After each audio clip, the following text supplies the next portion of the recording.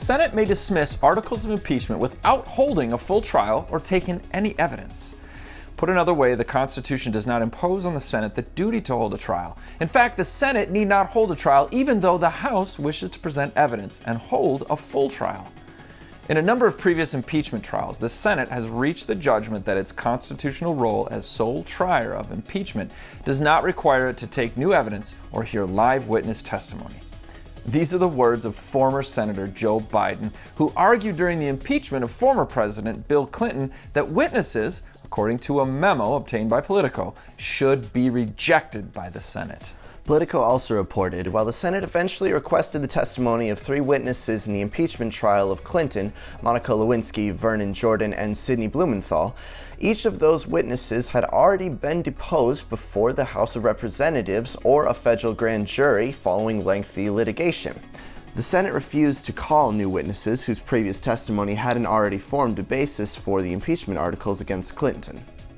Last week we established that the claims of the House were erroneous and pretended articles of impeachment because they failed to make a case for impeachment, even if they were true. Firstly, neither of the articles contain an accusation of criminal conduct on the part of the president. Secondly, separation of powers deems obstruction of Congress not possible for a president who has every right and privilege to disagree with the Congress and owes them no duty that supersedes his duty to keep his oath to the Constitution. Article 1, Section 2 determines the House of Representatives shall have the sole power of impeachments.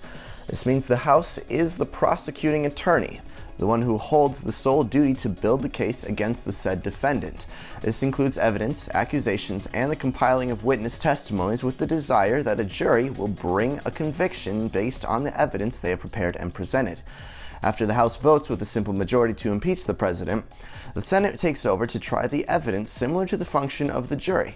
Article 1, Section 3 of the Constitution states, "The Senate shall have the sole power to try all impeachments, and no person shall be convicted without the concurrence of 2/3 of the members present." So we see clearly here that Senator Biden was right. The job of the Senate is not to compile evidence or call new witnesses. Furthermore, if more evidence or witnesses are required, this would only show a dereliction of duty on the part of the House for presenting a rushed case lacking due diligence before the court. The Pelosi impeachment is the first in history without bipartisan support, and now the party of Pelosi is demanding the Senate make up for the shortfalls of the House. We would do well to heed the words of Declaration author Thomas Jefferson. Justice is the end of government. It is the end of civil society. It ever has been and ever will be pursued until it be obtained, or until liberty be lost in the pursuit of it. This is Jake MacAulay And Dominic MacAulay with the Institute on the Constitution, bringing you the American View. Thank you for taking the time to tune in to our weekly commentary on the Constitution. Here are 3 ways you can help Dominic and I restore our American constitutional republic.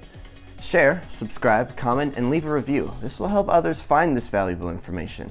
Please remember to pray for our work. And lastly, donate using the link in the description.